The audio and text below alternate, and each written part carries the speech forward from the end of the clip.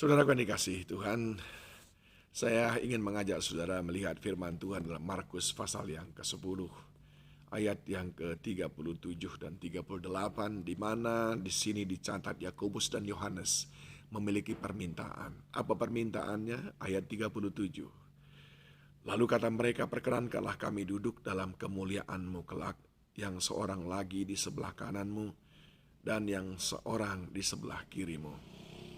Lalu kata Yesus kepada mereka, kamu tidak tahu apa yang kamu minta. Dapatkah kamu meminum cawan yang harus kuminum dan dibaptis dengan baptisan yang harus kuterima?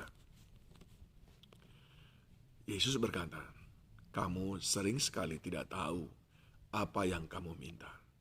Ini menjadi perenungan kita pada hari ini. Ketika saudara meminta supaya Tuhan memberikan saudara kesehatan, untuk apa? Apa yang akan saudara lakukan kalau saudara sehat? Ketika saudara meminta supaya keluarga dipulihkan, lalu apa yang saudara lakukan kalau Tuhan sudah memulihkan keluarga saudara? Kalau saudara meminta supaya Tuhan memberkati saudara dengan kekayaan, sesudah Tuhan berkati, saudara menjadi kaya, apa yang akan saudara lakukan? Ini semuanya menentukan apakah kita memahami apa yang kita minta. Bukankah banyak sekali orang yang Tuhan berikan kesehatan, lalu lewat kesehatannya dia melukai hati Tuhan? Bukankah banyak sekali orang yang Tuhan izinkan menjadi kaya, dulunya bukan siapa-siapa. Ketika belum punya apa-apa, dia sedemikian rajin, selalu ingin menyenangkan Tuhan, selalu ingin berada di rumah Tuhan, selalu suka mendengarkan arahan, bimbingan pemimpinnya.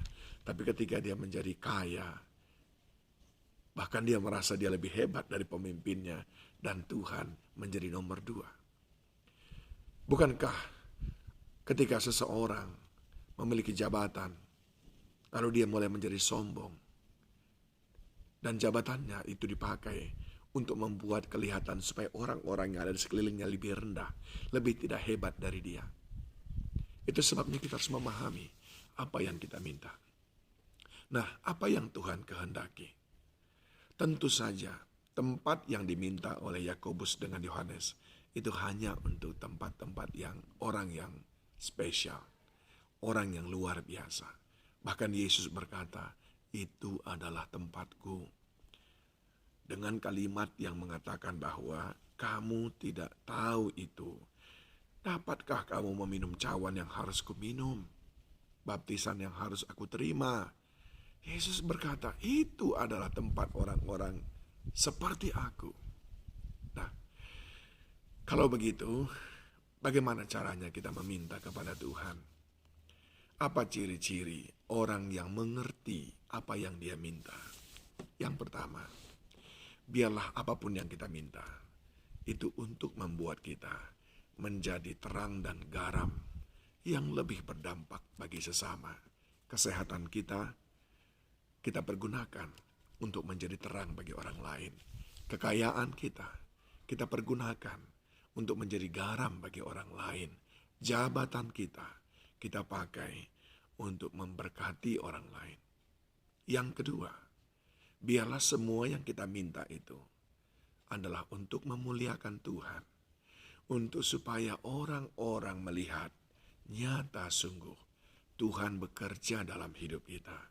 Kalau kita diberikan sehat, kalau kita diberikan rumah tangga yang harmonis, biarlah itu untuk memuliakan Tuhan. Kalau kita diberikan kekayaan, diberikan begitu banyak kemudahan, itu pun mestinya dialamatkan untuk memuliakan Tuhan. Kalau kita diberikan jabatan, biarlah itu pun menunjukkan kepada orang lain betapa hebat Tuhan yang menyertai jalan-jalan hidup kita, bukan betapa hebat kita. Dan yang ketiga, biarlah semua yang kita minta itu untuk membuat kita semakin hari semakin mengakui kedaulatan Tuhan dalam hidup kita. Sehingga yang kita minta itu, dari apa yang kita minta, nampak jelas bahwa itu semuanya tidak mungkin dilakukan oleh manusia dan hanya bisa dilakukan oleh tangan Tuhan. yang sedang bekerja. Sehingga semua yang kita minta itu berdasarkan pemahaman. Yang pertama, membuat kita menjadi semakin berdampak, menjadi garam dan menjadi terang. Yang kedua, membuat kita semakin mengagungkan Tuhan, memuliakan Tuhan dalam hidup kita. Yang ketiga, membuat Allah semakin nyata berdaulat dalam hidup kita. Dia adalah Tuhan yang luar biasa, yang omnipoten. Karena semua yang kita minta adalah mimpi-mimpi yang besar, manusia kita tidak bisa melakukannya. Dan Dia sanggup melakukannya. Apakah engkau tahu apa yang kau minta? Mari renungkan bersama-sama.